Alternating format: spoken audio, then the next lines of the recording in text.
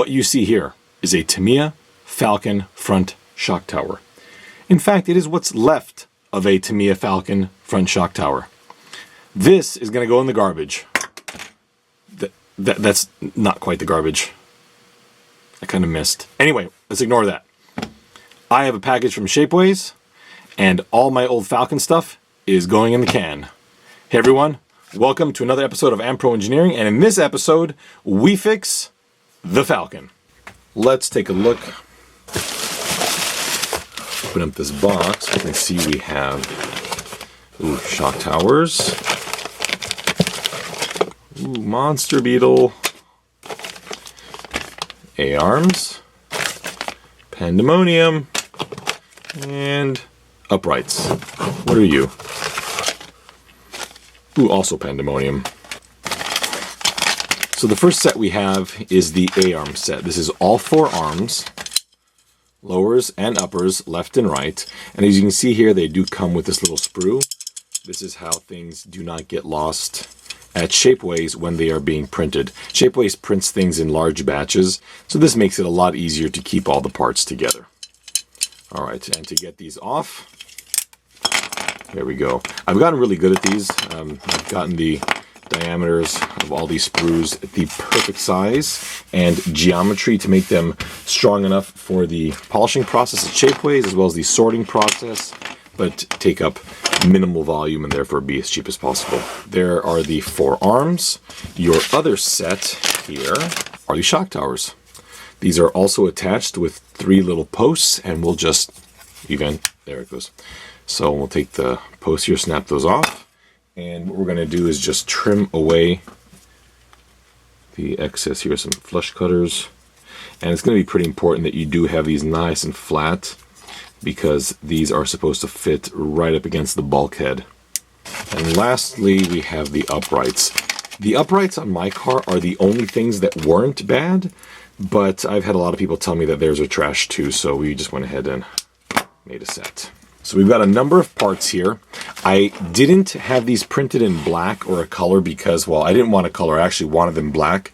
But 3D printed parts in black from Shapeways are actually not polished. So the plan here is take these polished parts and then spray them black with my all-time favorite black paint. Duplicolor engine paint in low gloss black. Low gloss is not semi-gloss. Those of you outside the United States, I do not know if Duplicolor is sold by a under a different name, but this, I use this everywhere. I use it in the house, I use it in the cars, I use it in the yard. I use this stuff everywhere. In fact, I don't buy it by the bottle, I buy it by the case of 12. I love this stuff, and that is what I'll be using for this. The final sheen is about as close as you're going to get to the car's factory ABS parts. Before I put this together, I'm going to paint everything and then we'll throw it on the car. As you can see here, all the parts have been painted with my trusty low gloss black. The next step is going to be disassembly of the front end. Here you do see that I have some strange things going on here. These are all prototypes that you see, and this might be a good time to take a look at some of the differences between the original and the new 3D printed version. Although I did try and keep in mimicking the original look of the arm, it is not very cut or dry. I can't just copy the original design and assume it's going to work the same way. Having too much nylon is just as bad as having too little nylon. And simply copying the original design would have resulted in the newer pieces actually being more prone to breakage. Therefore, you will see some slight differences, but the overall look of the parts is quite similar to the originals. Also, in some cases, like on this end here, you'll note that there has been a boss grown to this end over here, and the reason for that is for the Tamiya screw pins to bite into this and not cause breakage because of the tension applied on the outer surfaces over here. So that's why it looks that way. There's very unique little nuances required when it comes to SLS plastic and really 3D printed parts as a whole. The original shock tower right here, it's hard to see, but I did have to glue mine back together. It was broken. And part of this has to do with this very, very weak way of retaining the top of the shock. On my newer version, you can see that the entire top of the shock has been cupped so that the loads, should the car roll over and hit these over here, be better distributed as opposed to, you know, what's going on the driver's side. Overall, this is designed to be a plug-and-play kind of scenario. Step one is going to be to disassemble the complete front end, so I'm going to go ahead and do that, and then we'll be right back. As you can see, the entire front end has now been disassembled. It's a really weird setup with both shock towers actually being attached to the front bulkhead on the side. Very unique, but this was a very early time in the RC, I guess in the RC field as a whole, so people really, you know, we didn't know what direction, you know, what was normal, what was not normal. I will take these shock towers, and I'm going to make sure that the screw pin, in fact, fits smoothly. Okay, as you can see here, I'm trying to push it in, it's really not moving. There's a couple of reasons for that. First off, normally I will design these to be about 3 millimeters in diameter, because that's what the screw pin is. However, there's always going to be some residual powder in here. So what I'm going to do is take my 3 millimeter drill bit. This is actually 3.05. I want to say it's a standard drill bit that happens to be slightly larger than 3 millimeters, but a 3 millimeter or 3.1 will work fine. Do not use a 1/8 inch bit. It is far too large. So we'll just run the drill straight through here. Glad I cleaned my table, and we'll do it to the top as well.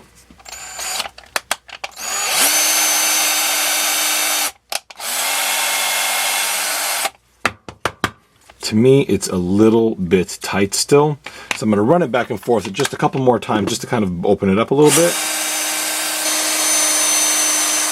And what I'm doing here is I'm polishing out these holes so that there is, oh, this is perfect. So the screw's going to be able to, or the screw pin I should say, slides in and out very easily, but there's almost no non-axial play. So this is quite nice. If it binds in here, it's going to bind up your suspension. If it's a little bit more binding right here at the end, so I'm going to clean that up a little bit, and then I'm going to do the same to the other side. We'll get to the A-arms next. At this point here, they're all cleaned out. I did want to mention one thing. So I was having some difficulty putting this longer screw pin in. It goes in fine, and then gets stuck. It turns out that this screw pin is bent. So just be careful. When you're doing this here, if your car is used like this one here, and something doesn't seem to go together properly, definitely check everything. In this case here, this is a faulty screw pin, and that actually would have resulted in me overboring this thing out and causing a lot of issues. So please be careful. I also forgot to mention that I did drill the top out. This is not as necessary because in this case, the shock actually rotates on the collar that goes in here and not this area, but you do want to make sure that this is a 3 millimeter hole. We will now move on to the arms. As before, we want to make sure that these are all 3 millimeter, and in my particular application, I am going to reuse these stock screw pins. So again, drill all of these out. In here, we'll do something a little bit different. For this, it's designed so that this area here is designed to accept a metric machine screw. You can use a screw pin. In my case, screw pins aren't that easy to get a hold of, so I have allowed the M3 machine screw to continue to be used here. For that application, you'll want to drill out this portion here, but not this portion here. So let's begin.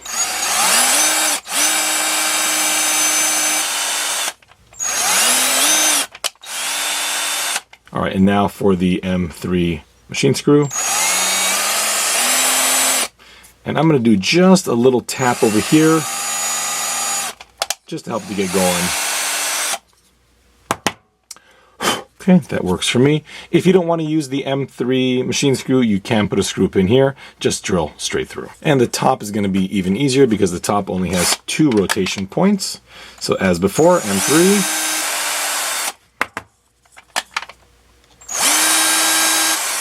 And lastly, we have the uprights. So much like the shock tower, you're going to want to make sure that the screw pins do rotate easily inside here without any binding. So let's get our...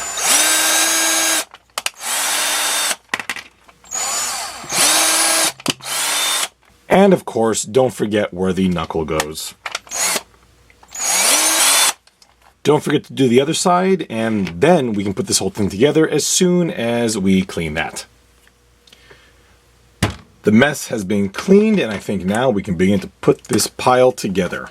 Let us begin by putting on the shock towers. And as I mentioned before, you are going to be able to use all of the original hardware that you took off of the vehicle. So in this case here, we'll get the 4 self-tapping M3 by 12 millimeter screws.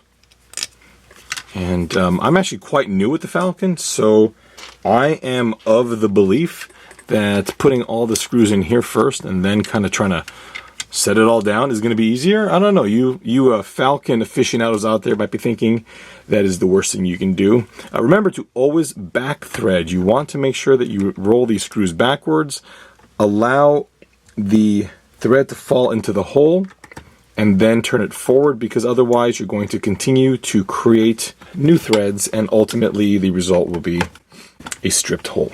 All right. Let's put it on the other side as well. The front shock towers have both been installed, and notice how it's a bit peculiar that the shock towers do not, in fact, look like this one. And this is the better of my two, by the way. What a mess. Look at that. It's nice. Very nice. Look at that. All right. Stop gazing at that thing, and let's move on. I think we put the shocks on. I don't know. How about we put the bottom? Let's put the bottom arms on first. I'm new at this. So the bottom arm should be easy. And just a side note, when I disassembled this car, it was full of some kind of oil. You do not want to use any kind of lubricant on the nylon. It doesn't need it. All right, we'll put that in here. This feels a little bit stiff. Oh, you know what? When I drilled these out, a little bit of residual plastic kind of got stuck on these faces here. So make sure, I'm using this flat bit X-Acto knife here to just kind of make sure it's all cleaned off, because again, you don't want any binding. There we go. All right, now that the burrs have been removed, we can slip that screw right on in there. Next, I'm gonna put the shock on, which might be kind of fun on camera since I've got to actually align the little gap in here without the spacer falling out, so good luck with that. There it goes. Oh, did it go in? It might have actually. Oh, I think it went in. It did. Amazing. I'll try and, there's no point in me putting that in, and I'm gonna try and put the machine screw in. There it goes. All right, cool. All right, shock is in. And then we'll put this arm in, stuff the shock into the little pocket. To be honest, at this point here, you're just watching me assemble a Falcon. There's really no difference. Okay, here you're not gonna have to do any kind of back threading because, you know, they're brand new nylon parts. All right, remember, with nylon, when it stops, it stops. Sweet. Next, we'll put in the upright. I think it goes like that. I think we're right.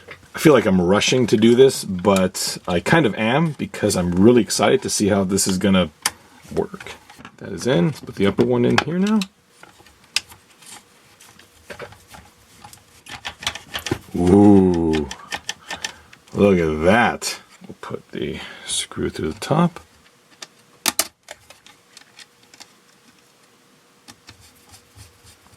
Maybe should put a washer there, but... All right, and the last thing we have to do is put in the spindle. And like before, we'll just put that in here, push that through.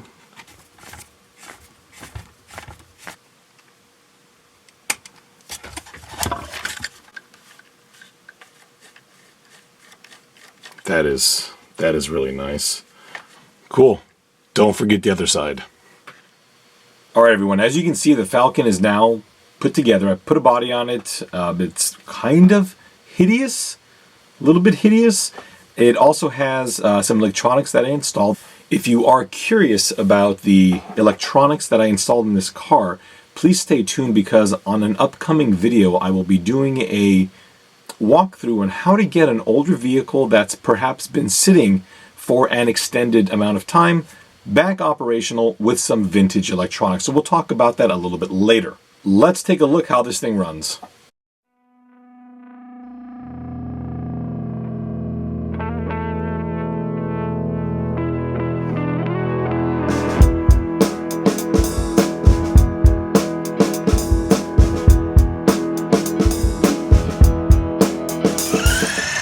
go around here. Meowser. Meowser, seriously. Meowser. Meowser.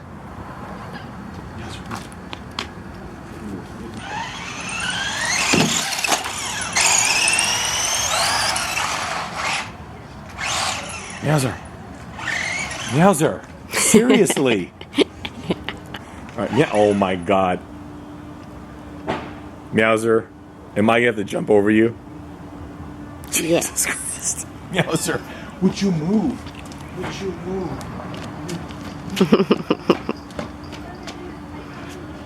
Let's try this again.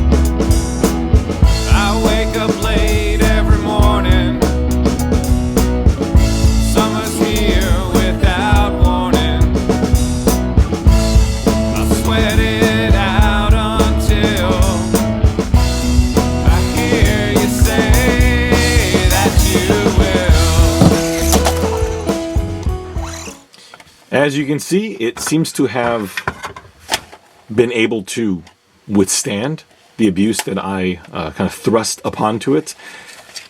Just note that at no point was I concerned about the suspension, but I was perpetually terrified that this half of the car would separate itself from this half of the car.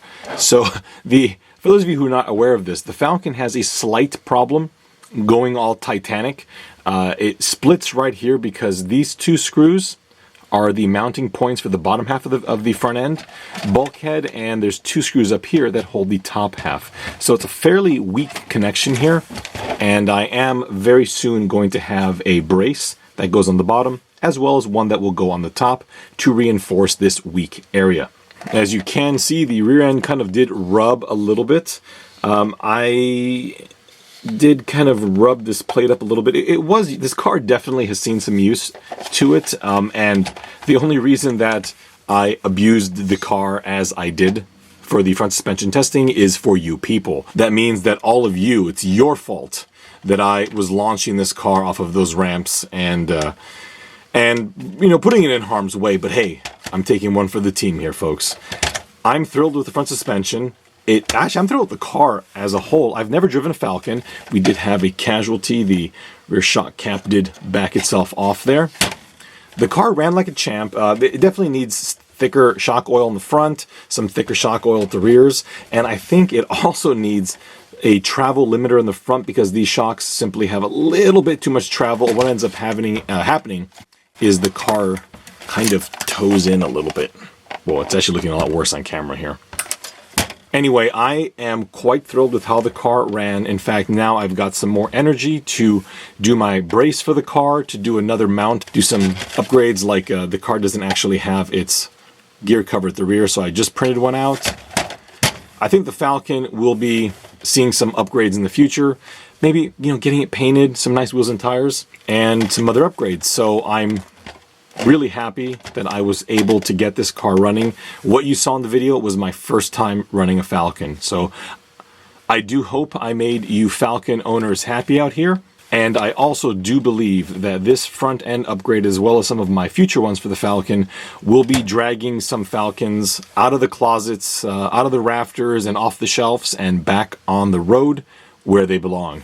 Thank you all so much for watching. If you are interested in these parts, please check out the description for the part numbers. They're also up on the screen right now, and you can find them all on Shapeways. Please subscribe if you haven't already, and feel free and leave a comment if you have any questions. You can also find me on Facebook and Instagram at Ampro Engineering on both. Also, before you take off, check out the band Blue Pinto. They allow me to use their songs in my videos, and a link to their Facebook is in the end credits.